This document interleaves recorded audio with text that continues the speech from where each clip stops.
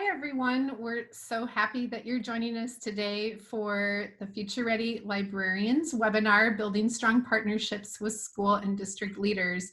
I'm really excited because I get to join some of my favorite people and leaders and librarians today. And I'm going to let our guests introduce themselves, and we'll start with Tracy. Hi, I'm Tracy Chen, and I am the teacher librarian at Skyview High School, located in Vancouver, Washington. Hello, I'm Jeremy Tortora, and I am the Associate Principal and Athletic and Activities Director at Skyview High School, along with Tracy Chun in Vancouver, Washington. And I'm Mark Ray, and I work closely with Shannon with Future Ready Librarians for the last 4 years now. So it's very exciting. I don't get to usually be on the webinars with Shannon, so I'm very excited about that. Thanks for letting me be part of that today. Thank you. And hi, I'm Darren Derflinger, Superintendent of Schools in Van Meter. So I've been working with Shannon for, it's probably been off and on for about 11 years, 12 years. So very fortunate to be able to work with her in her role. Yeah, I'm so happy that you're on, Darren, and everybody. And my name is Shannon Miller, and I am the district librarian at Van Meter, and I work with Darren, and I also am lucky because I get to work with Mark Ray in the Future Ready librarian work that we do. Now today during the webinar, if you have questions, you can post them to #FutureReadyLibs, and we will either answer them during the webinar time or we'll get to them afterwards as well. And as always, please feel free to use that hashtag and also Future Ready in the conversations that we have on Twitter, or if you're sharing on our Facebook page, and I'll share that at the end too. And if you have any questions or need more information, you can go to our website that is listed at the bottom, and we'll be sharing some exciting things and additions at the end of the webinar as well. Yeah, so this is actually perfectly timed. It's a great conversation to have, given the fact of all the changes that the pandemic has kind of posed in our schools across the United States. So today we're going to do a few things a little differently. Shannon usually kind of anchors these webinars, and today she's going to be more of a guest and sharing some of her success stories and the things that she's doing in Van Meter. And we've also brought along some school and district leaders to talk about the ways in which these challenges are kind of playing themselves out in their local communities. We're also embracing the idea of staying close to home. So I've invited some of my colleagues and friends that I've worked with over the last 27 years here in Vancouver. And then Shannon has connected with her superintendent and is going to talk about her local context. And it works out really well because, first of all, the Vancouver School District has about 23,000 students near Portland, Oregon. And the high school that Jeremy and Tracy are part of has close to 2,000 students. And so it's almost 2 times as large as Van Meter itself. And Van Meter is a wonderful rural community, small community. And so I think it's going to be great to talk about in what ways are things the same and in which ways are things different between rural, large, small, and urban. So I'm really looking forward to the conversation. So I'm going to start off by asking the guests that are coming from Iowa to talk a little bit about Darren or Shannon, kind of sharing a little bit about your local context. What does your community look like? And then let's start off with a story of success. Let's start with a smile instead of a frown, and think about some opportunities and some good things that are happening right now. So Darren, I think you have the highest position of all of the people in our group. So we're going to start at the top. If you want to kind of provide a little context about your district and share a story of success, if you would, please. Sure, absolutely. So first of all, again, thanks for having us on. Van Meter School District is just about 1,000 kids, K-12, all located in one building. So all of our kindergartners, if they start with us, finish in the same building that they start school in. So that's a little bit of a unique setting. We are located just west of, we used to say West Des Moines, but in Iowa we'll say now Waukee, because Waukee is the fastest growing district in the state. And our county that our district is located in is actually I think it's the third fastest growing county in the country. So though we are small and as you kind of described us rural, I would say most people probably consider us in what we call our metro area. But we're kind of a unique situation because we are the smallest school district within that area. And it's, we're in a very fortunate situation. We've been a one-to-one school district now for 11 years. And, really been trying to push the envelope on what the education system could look like. And, and our ultimate goal is really just to do what we can to personalize learning for each student's success. And I think that's, we talked about it when this whole situation happened with COVID-19. We had a meeting on Sunday, March 22nd, and we were going to be starting school on Monday, March 23rd. We were supposed to be coming back from our spring break. And what we talked about is we've been preparing for this situation, whether we knew it or not, really for 11 years. And what I saw, I think our greatest success is our teachers jumped in with both feet. Our kids and our families jumped in with both feet. And we just saw great, not only participation, but engagement and high levels of thinking that I don't really know if any of us truly could have imagined. I don't think we have the data yet to say that our students learned as much as they would have in a more traditional face-to-face environment. But we feel pretty confident that we didn't drop off as much as maybe others had throughout our state. So that's just a little bit about our school. It's a great little spot for students to attend and a great place to work. And we're very fortunate to have somebody like Shannon working with our students. And Darren mentioned the fact that you have been one-to-one for a while and that you've been planning for this for 8 years or something like that, so that there's kind of a focus on that readiness. Could you speak a little bit more about that? Well, it's actually, we're closer to 11 years. I think it was the second year you came, Darren, or the first year? First year, 2009-10 school year, we started being a one-to-one.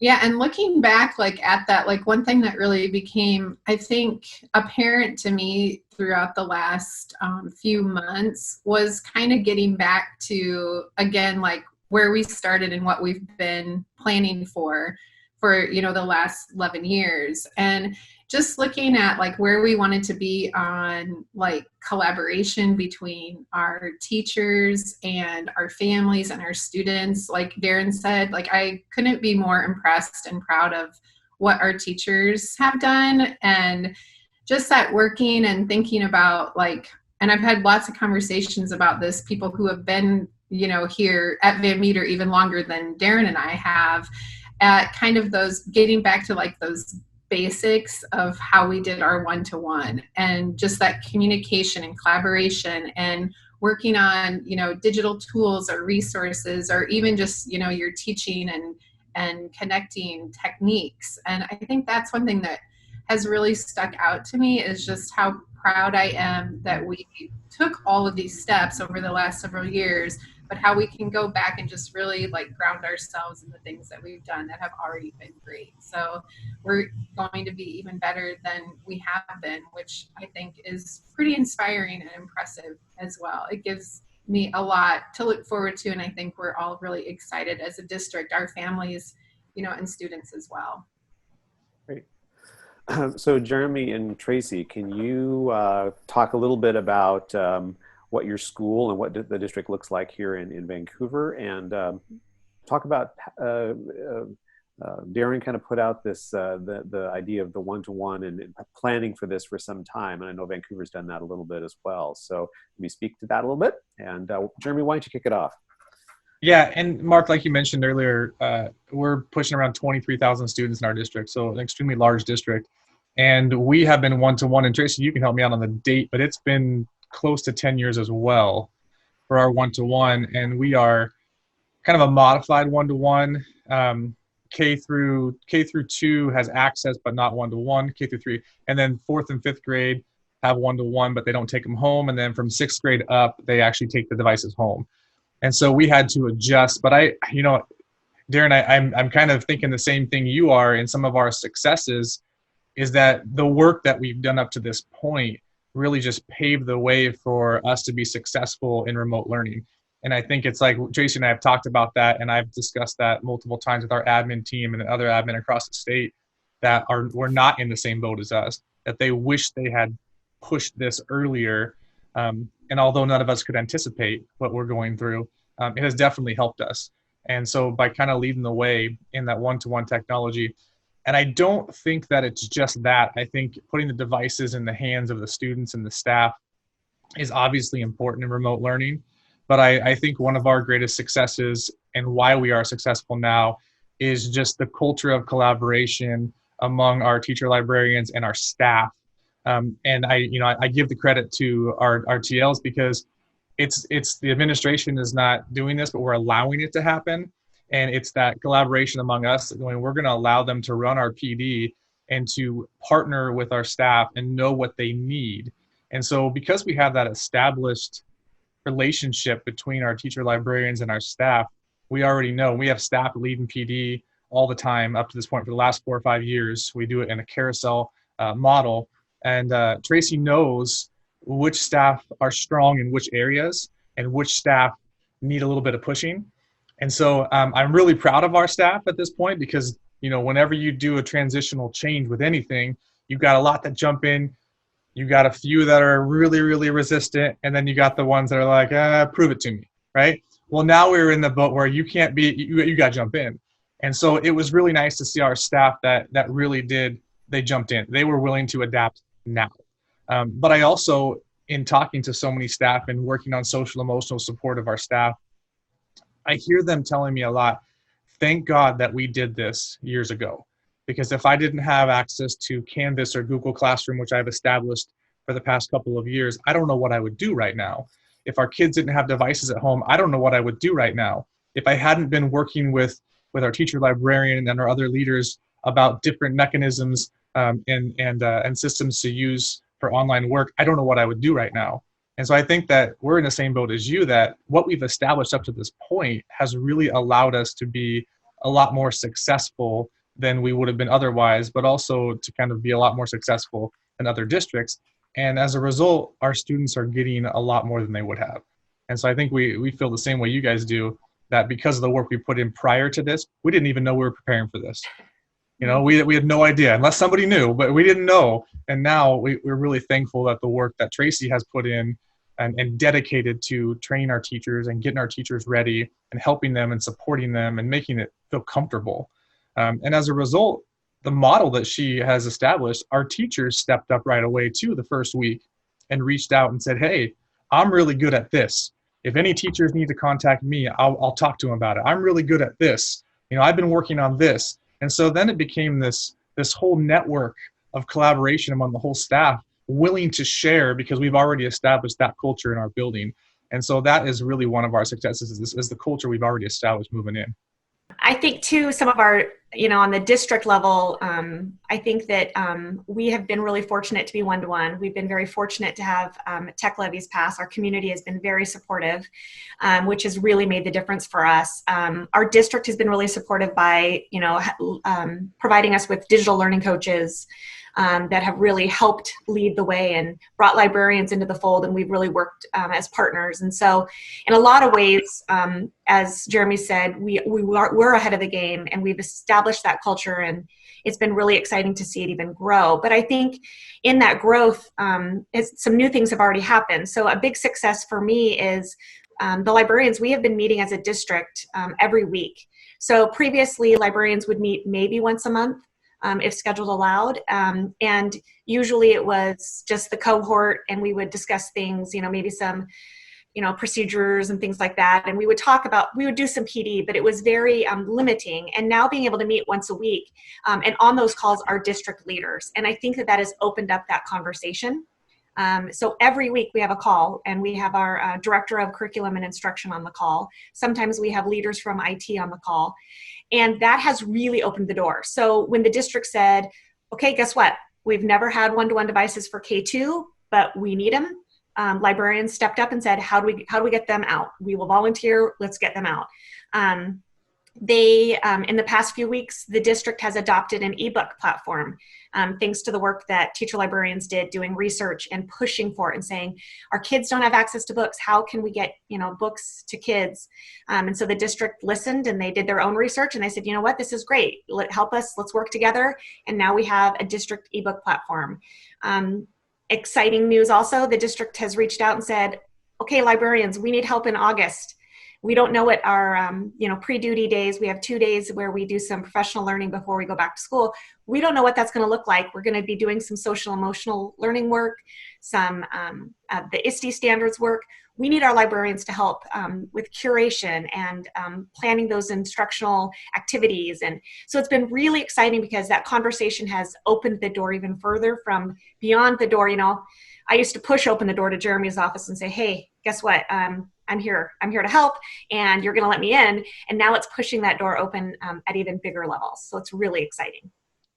So I want to get to the question about what students, teachers, and schools need in this pandemic era. But I'm sensitive to people that are going to be listening to this that are not in districts that have one-to-one. Both Van Meter and Vancouver made those investments years ago and now are in a better position to be able to kind of respond to the pandemic. From your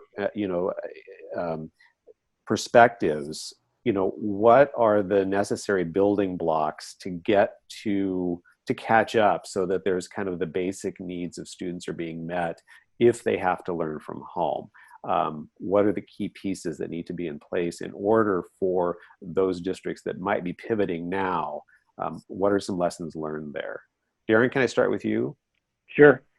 Yeah, I mean, I would say that, and I heard the Vancouver folks talking about this. I mean, it really starts with your mission, your vision, and then the culture that you establish. So I think what happened, and I can only speak for our state specifically, but probably nationwide, when we first went one-to-one, it aligned with what we thought the system needed to be moving towards, from a vision standpoint and the type of culture that we wanted to create for our students that is more personalized and more flexible and, competency-based and all those types of things. And it just became easier to implement with a device.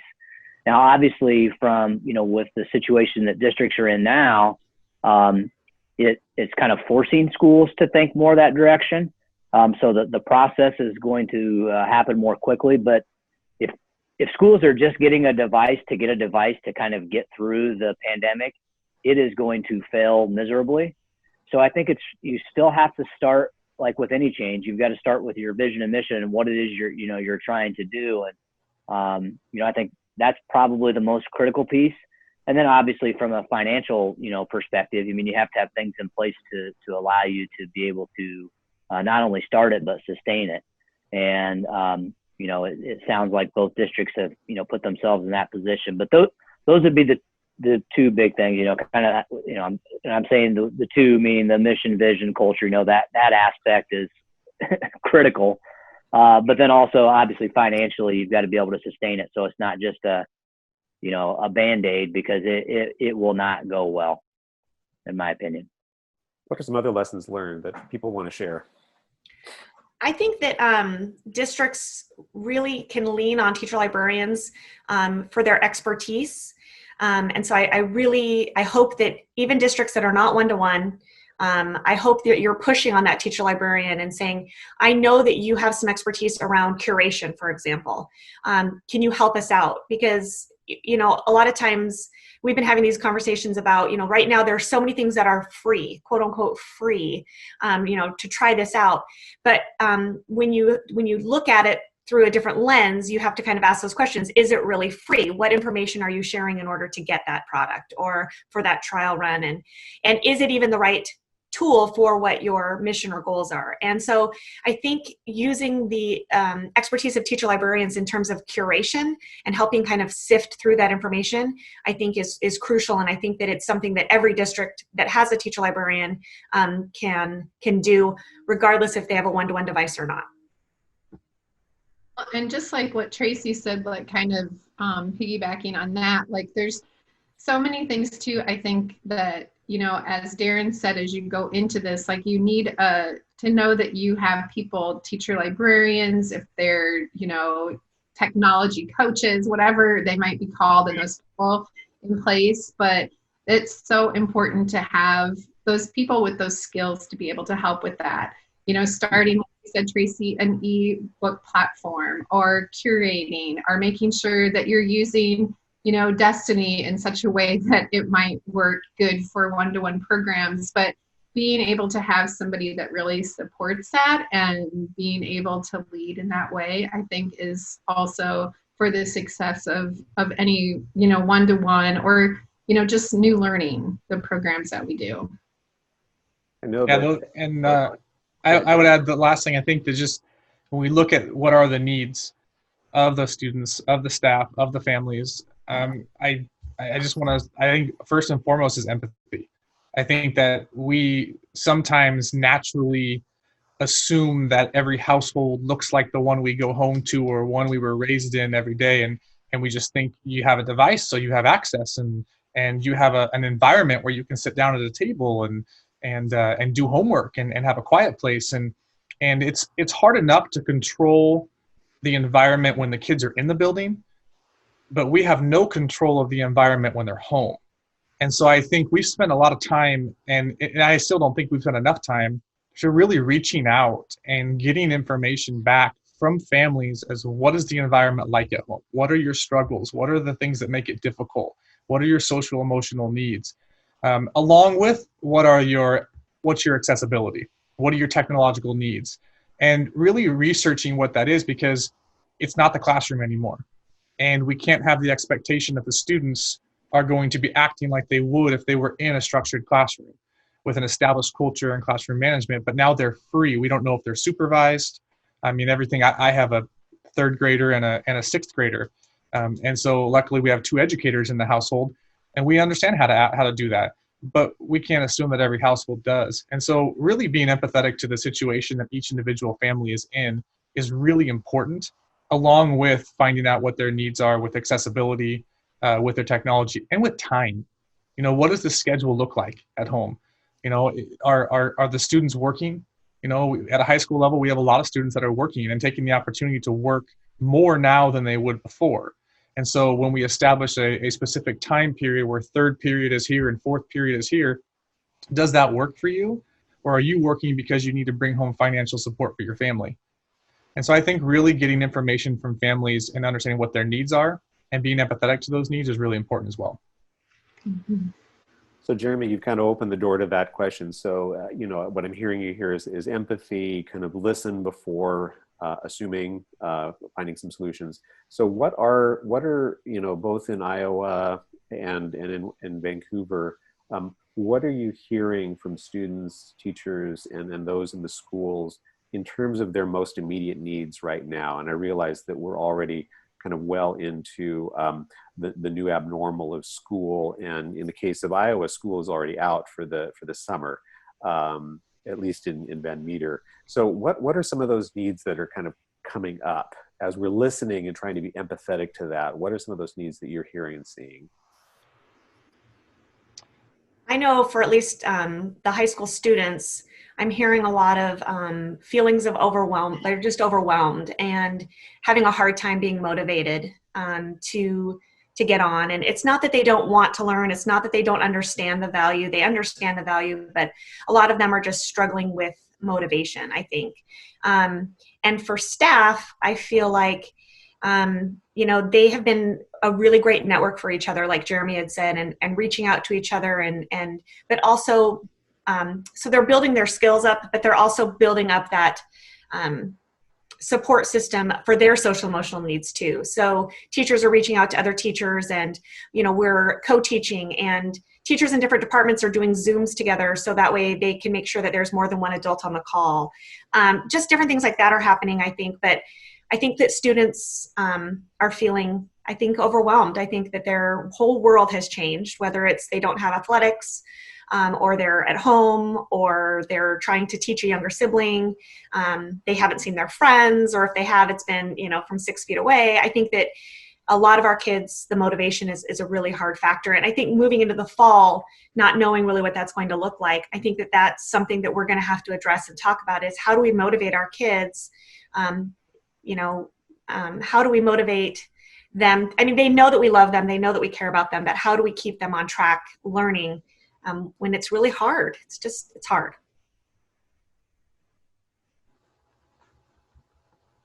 I would add that, I mean, I think something that we did really well, and that I think we'll continue to do is really what Tracy and Jeremy are talking about, is, the relationship piece. I mean, you've got to start with that.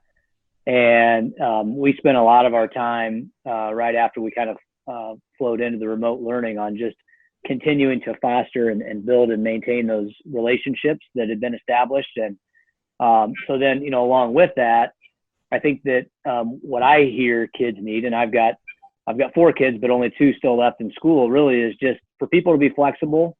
That's really important, because just what Jeremy was talking about, everybody's situation is different. So we did everything more asynchronously. And so that's really important. And then kind of related, I guess, is just being understanding or empathetic to everybody's situation, and being able to adjust whatever it is you're trying to do instructionally, or the task that you're trying to have kids do, and just give people time. All those things are kind of closely related, but just, being empathetic. I mean, just being empathetic is what they need based on their individual situation. Well, I think we did such a good job at Van Meter, and I've seen so many districts across, the country doing similar things in making sure that our kids and our families knew that we were there in any way, even if it was just like you said, Tracy, just knowing that we love them and we miss them and that we're here. Like I had questions from parents like, I need some books. And so I'd put them on my front step, or teachers would for read alouds, or anything that we could do, just those little things of helping our kids and our families, but also being there for each other, like helping teachers, helping, administrators, however we could in, just those little small ways just really counted over the last, several weeks. I think that those little things will continue too as we go into the summer and we think about next fall as well, but it speaks volumes to, I know, our community on the things that we've done. So we've talked a little bit about what students' needs and what families' needs are. What are the teachers needing? What are you hearing and sensing from the colleagues that are in the classrooms or in the virtual classrooms, as it were? Well, I know with our teachers, like I think about, and I said this earlier, like I couldn't be more proud of our teachers.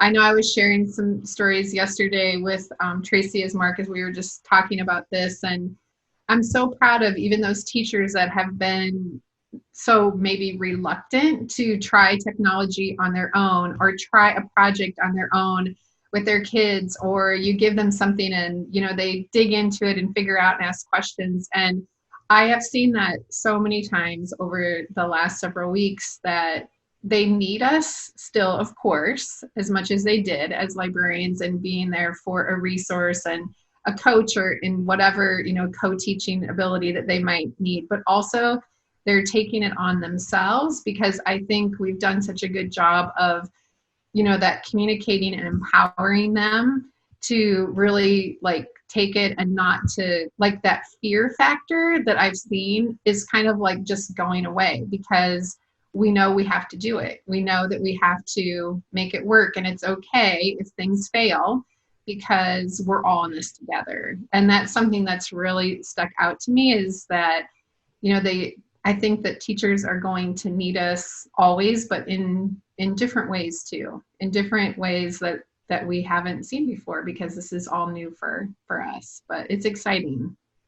Yeah, Shannon, you're right. I think you hit the nail right there when you say they have the needs, but they're different. Mm-hmm. And, I think that when we look at what they need, I've noticed, and we take a lot of feedback from our staff, but it's really important for us to sit there and just let them talk. And I think one of the things they need is a voice in this, and that it's really easy to make decisions in isolation when you're working in leadership, but to make sure before you make those decisions are going to be much better decisions when you work synergistically with your staff and find out what do you need. And so we've done a lot of that, Mark. We've asked, what do you need? How are you feeling? And I think just that constant communication is really important. Letting them know what's going on, letting them know as much as we know and as much as the decisions moving forward and the policies and the regulations is really important. Letting them have a voice is really important. How do you feel? What do you need? What does it look like at home? I don't know about everybody, but I never got into education because I liked sitting in front of a computer. I got into education because I like talking to kids. And you take away the one nugget that was positive for me, and that's gone now. The kids are gone. And it's like, what's the motivation to do this job now? Yes, we have to. We're still working for the kids, but that was why I got into this work, was the relationships, the day-to-day conversations with kids. So understanding that teachers are losing that what's probably most important to them, are those relationships and contact with students every single day. And then knowing that they have support and that it's accessible. And, we have a fantastic TL. I'm always going to brag about Tracy. Tracy always brags about you, Shannon. So, but I brag about Tracy and just say, immediately set up a hub specifically for remote learning that is just loaded with tutorials and the ease of access of that hub where they all know it. And we already have hubs. We have staff hubs, so they understand what it looks like. But just the ease of access to go, I'm struggling with something, where can I go get it? And just knowing that it's at their fingertips. Because when they're in the school building, it's an email away, it's coming down to the office, it's asking, but now they're at home. And so just knowing that they have easy access to the things they need from working from home and learning those new things. And then knowing that we're available, knowing that Tracy's available, knowing that they're there for a phone call, an email, a Zoom call, whatever it is, to help them learn a new piece of technology or learn a new system or learn a new app that they want to implement, and then know they're going to have support when the app doesn't work or the kids can't figure it out, And I think all those things are really what I've noticed as the needs of our staff right now. I think it's important too that you stay, as a teacher librarian or as administrator, a digital learning coach. I think it's important that you stay one step ahead of your staff, but you also remember that you don't want to overwhelm them. And I think that it's really easy right now, especially, to throw 30 programs at them and say, oh, you want to have a discussion, try this. And so there's this fine balance between providing them information, how-to videos, support, but also not to the point where they're completely overwhelmed and they feel like they're not going to be successful no matter what. And so I think, like Jeremy said, just providing them information, but trying not to overwhelm them. So I try to only email them once a week as a whole staff. I try not to do more than that. Just as little reminders, hey, here's a little how-to video. Don't forget, I'm here to help. And then reaching out to people individually. But finding that balance between having your teachers know that you support them and you're there to partner, to resource, to co-teach. But you're also not there to force something new on them that they may not be ready to do yet. The only thing I would add that hasn't been said maybe is I think 2 messages we gave them, that like it's okay to fail. Like doing something and not being great is totally okay. That's better than nothing. And then the other thing I would say kind of related to that is helping them understand that, and this one I think was said, is just less is more. So you don't have to do exactly what you were doing. Like anything's better than nothing is really kind of, I think, was a big part of our message. So when they knew that, I think it helped them relax quite a bit, instead of trying to replicate everything they've been doing in their class for the last 20 years. They could take risk and could try new tools, and it was okay if it didn't work out. And we've got a teacher, Kim Carey, has been teaching here almost 30 years, who made her first TikTok, which is still one of the highlights for me, watching her do that. So anyway, yeah.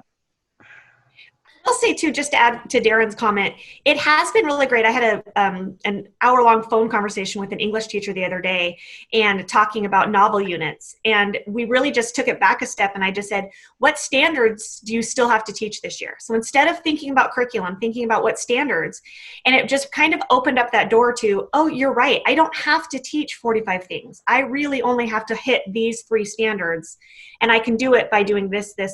And so I think you're right. Less is more. Focusing on the big picture. What are the standards? What do we want our kids to know at the end of the time? And taking it less or making it less about curriculum, I think also helps our teachers. And for the record, Mark, before I'll stop. No, go. Less is more all the time, like not just during a pandemic. So if you can convince teachers that they don't need to cover all that stuff, I think kids will be better off in the long run. We've heard that message from Darren and our administrators, which I think has really helped teachers. Yeah. Tracy and Shannon, I want to kind of pursue this idea. We were talking about the idea of less is more, and it's funny when I think Jeremy kind of put that out there to begin with, and it's like, yes, less is more, less is more, less is more. And I think, one of the challenges I think that teachers and administrators face is that there is so many opportunities, there's so many free trials, and there's this resource and that resource.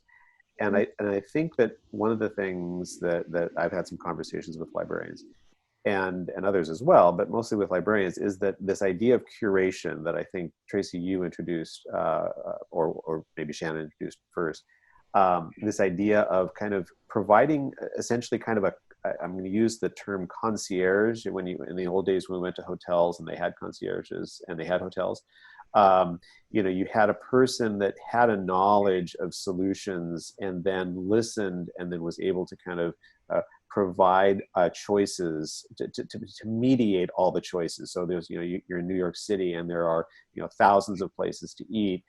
This is what I want tonight. Where can I go? And so I'm kind of curious if the librarians can kind of speak to how they might pivot. They've always been curators of stuff, but in what ways can they kind of pivot now to help teachers make sense of all of these tools and solutions? Yeah, I've thought a lot about that. And I think at Van Meter, ever since we've been one-to-one, we've used curation tools like Collections by Destiny, and we've used Symbaloo. So our kids and teachers were really used to using those curation tools and being able to find things. And I know that, this came up in the Future Ready Librarian Facebook group a lot, like all these free resources, like how are you going to share everything?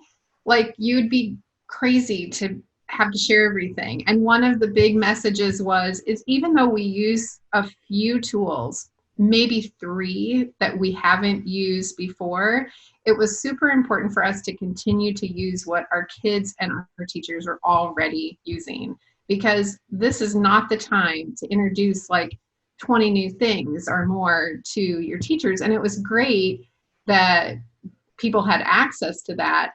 But we're lucky, not only in Van Meter, but in our state, that we have a lot of really great databases. We have a lot of really great resources that we already use. And like Darren was talking about, like Kim Carey, like our math department used Goose Chase. Well, they've used it before, but we used the premium version during this time. And so just helping them see maybe some of those things that were tools that maybe they haven't used, but to make sure that in the fall when we go back to school or we go back to learning, that we still can continue to use those things that we've put in front of them now. And that has been really, really important for me to, like you said, Tracy, not overwhelm them with a whole gob of new things, but things maybe that we already have been using, and making sure that we're still curating things the way that we always have, if we're using Symbaloo or Collections or whatever it is, but building on that. And even our little ones, like we have TK in kindergarten that, the first week they go to school, they learn about Symbaloo and where resources are. And that is something that I have been so thankful for, because I think like it would have been really hard to share resources in an organized way that they could still continue to get to the things that they needed. But it became even more important for our teachers to share like, hey, I'd like this on this Symbaloo, or I'd like to make one, like we made one for summer learning and reading for our middle and our high school and our elementary, like things like that. I think now that teachers are really understanding, they've always loved them, but they're really understanding the importance of them to our students and our families at home too. So that's something that has been, really just important, but also that collaboration of working together to make sure that those things are there. I think too, I talked about, pushing Jeremy's door open and inviting myself in. I think this is also an opportunity for teacher librarians to do that at a bigger scale, at a district level, because we have such a unique perspective. We're a teacher, but we're also a librarian. We work with every department. We work with all kids. We work with all teachers. And so we have a very unique perspective of what teachers need and what teachers want. And sometimes the people that make the decisions don't have that perspective. And not saying that they don't care or that they don't believe in, the teachers, what the teachers want. Sometimes they just don't have that lens and that perspective. And so I think as a teacher librarian, it's really important to have a voice and say, this is what teachers really need, but this is what teachers don't need. So you don't have districts that are investing, resource, especially right now we hear about budget crisis. You don't have districts that are investing in resources that teachers may not even use because they don't know how, or there's not an expert, or there's no need for it. But they see it online, or they hear a sales pitch and they think, oh my gosh, this is amazing and this is really cool. Let's buy this and implement it. And then it just kind of fizzles out. So, kind of like what Shannon said, go with what what you've been using, and you trust it, and remind teachers that it's there. The kids know, everybody knows how to use it. It's okay to reintroduce or introduce new things, or reintroduce things that maybe you haven't used for a few years, or maybe you're out of practice. But I think as teacher librarians and that whole curation, it's really an opportunity for us to work with district leaders, principals, and say, here are some tools that we need. Here are some tools that would be really nice. But before you make any broad purchases that you want teachers to use, maybe have those conversations with your teacher librarians, because they have that perspective of what teachers' needs are. So Jeremy and Darren, since we've got administrators, school and district leaders on the call, what is, obviously we have superstar librarians in Tracy and Shannon and many others that are part of the Future Ready librarian movement, as it were. But I guess one of the challenges is starting that conversation. And so you have Shannon and Tracy have been hugely successful, and from the very beginning, were able to open those lines of communications with administrators and be part of the solution. But other librarians, or maybe in different situations, they may not have administrators that are receptive to that, or they're just struggling with that. So what are some of the keys to successful collaboration from your perspective as a building or district leader? What makes that successful, and what do librarians need to keep in mind if they're trying to have that conversation and start that conversation? I think first of all is finding out what their teacher librarian is comfortable with, to ask them to jump in and lead in a curation process. For some that, like you say, Shannon and Tracy, they jump in automatically, but to go in there and test out different apps and methods of online education and stuff for students without a background is tough. So I think, if you're starting off and it's resistant, I think it's one, finding out what they're comfortable with. And then working with, and I think Darren can speak to this, but working with your school district as a whole as to what kind of professional development do the TLs need to learn how to begin to dive in. Because I think it's really important when you're pushing on to teachers that there has to be someone in the building, and RTL takes that responsibility to have already tried out these things. I mean, we have some staff that will jump in and try out some free apps and some free resources.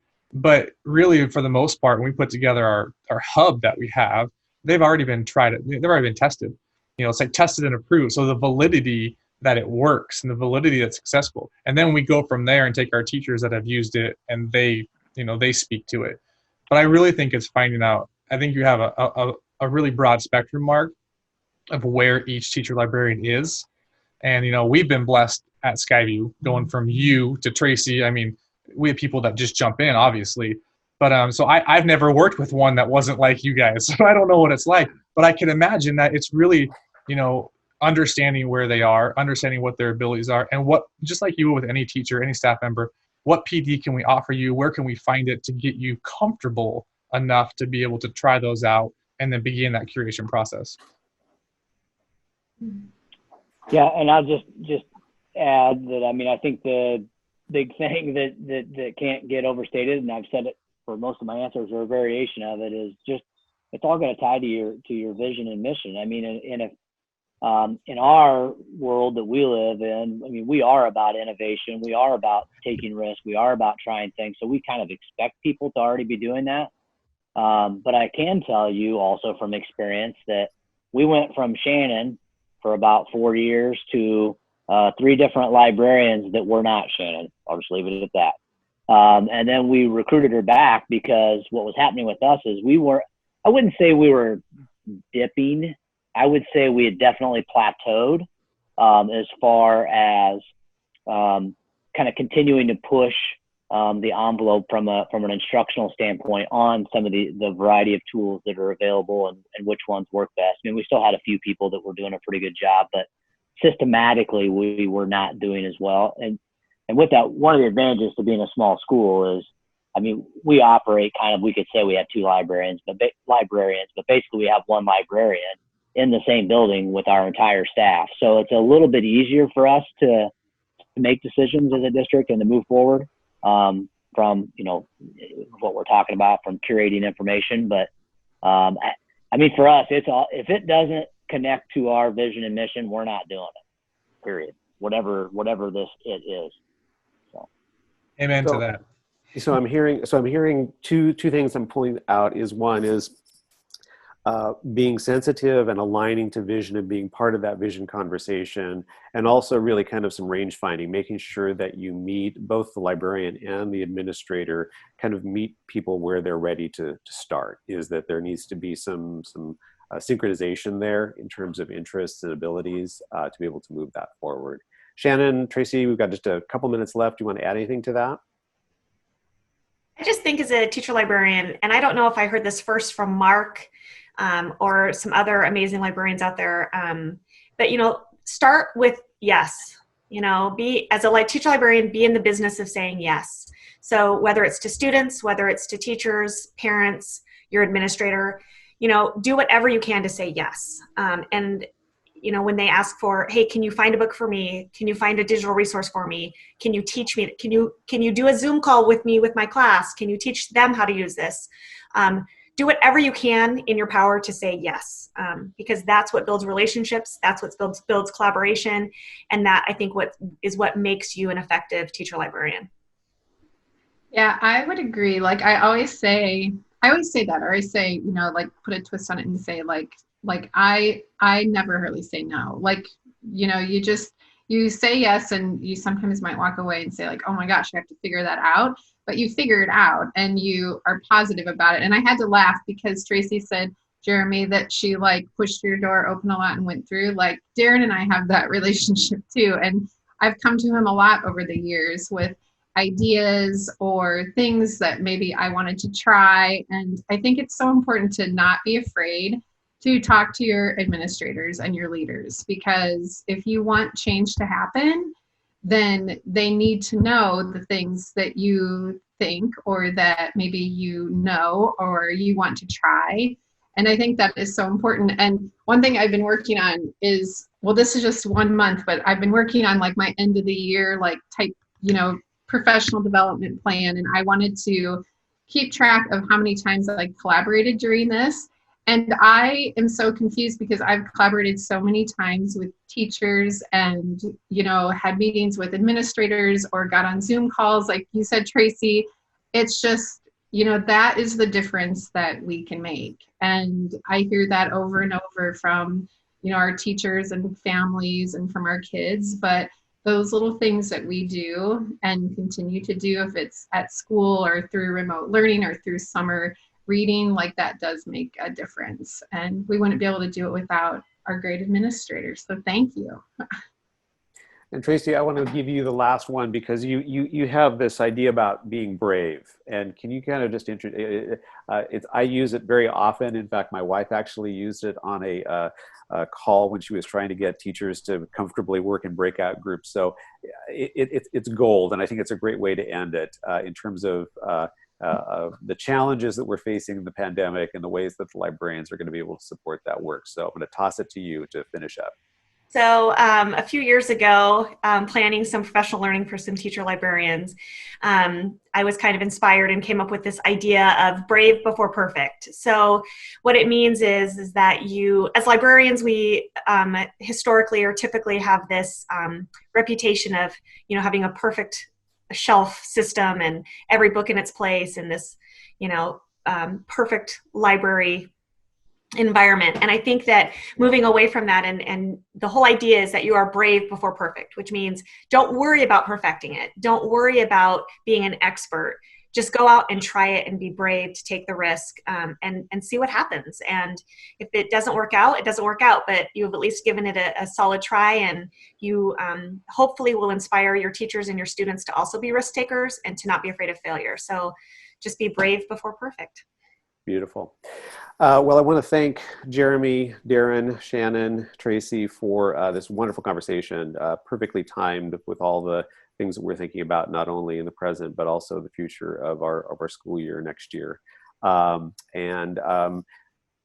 your time. Thank you so much. The good news is that we actually have, Shannon and I have some good news to share. We always have good news to share, but one of the things that we've been working on for the last year or so is a tool to help librarians start those conversations with school and district leaders. Based on the experience of the institutes over the last 3 or 4 years, one of the things we've heard consistently from librarians and also from district leaders is that there's the challenge of trying to get that conversation started, to find ways to collaborate, to support the work of the schools and the districts. And so we've developed a step-by-step process, essentially, to help librarians not only assess kind of where they are in the present, but also find ways to understand what the school and district needs are, and then come up with a plan to proceed. So the things that we talked about, Tracy and Shannon, Darren and Jeremy talking about the successful collaborations that have almost come naturally in their schools and in their systems, other systems need help. And so this tool really has been developed to provide that. We also have been developing a Future Ready Librarians self-assessment tool. So it's a very simple way for librarians to assess themselves against the Future Ready Librarians framework. Very simple, takes about 5 to 10 minutes. And it's not really designed as a evaluation tool. It's a tool for planning professional development and personal goals.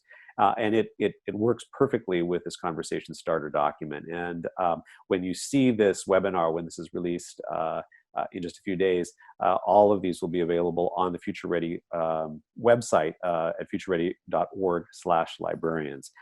Shannon, if you can go to the next slide, we can just I just want to do a quick little summary of kind of the process.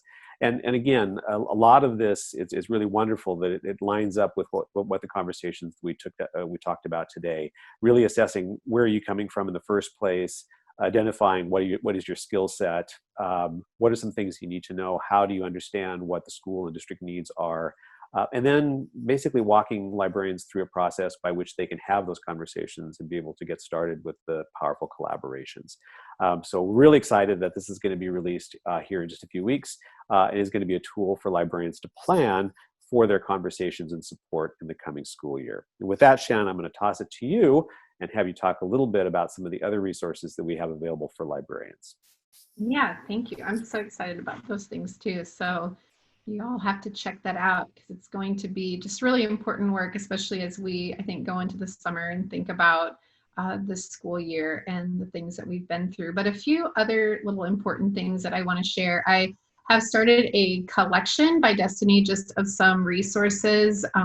Darren actually wrote a great article that I have linked in here, and I'll also make this open so other people can share things that we have been doing around not only building those partnerships between leaders and librarians, but also just what we've been doing around remote learning too and how we're supporting that.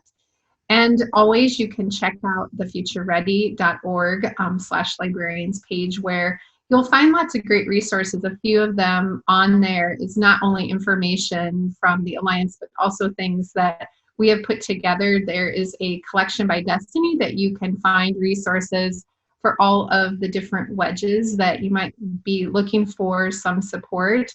And also this Padlet. And this is really great because this is just crowdsourced where other people have been sharing information as well. And I know that most of you probably belong to the Future Ready Librarian Facebook page. this has been so awesome, you know, for I think probably 4 years now, but over the last couple of months, this has been just an amazing place to go for support and ideas. And it's been really great to just see everyone on here and how they're supporting each other in their learning. And please, like I said in the beginning, take part in the conversation that we have going with our hashtag Future Ready Lives on Twitter and also tagging on Instagram. And I really highly recommend librarians to follow Future Ready as well, where our administrators and leaders and teachers are at. We also have Facebook pages for those too, because it's important to know, to be able to bring up conversations. And when we go in and we want them to open their door for us to come with ideas, I think coming armed with some things that we have too. We have a couple exciting things also coming up in just a few weeks. I'm doing another webinar about supporting remote learning and reading throughout the summer. And in July, there is a podcast series of 10 podcasts from our advisors group that I'm really excited to. And these will be little podcasts that will be really timely and also something that we can take with our summer learning. So thank you so much for joining us today. Take part in the conversation, check out the website, and please reach out if you have any questions because we're always here to help. So thank you to our guests, and I love this conversation and all of the work that we're doing together. So have a great end of, start of the summer, and make sure that, again, you reach out if you need us.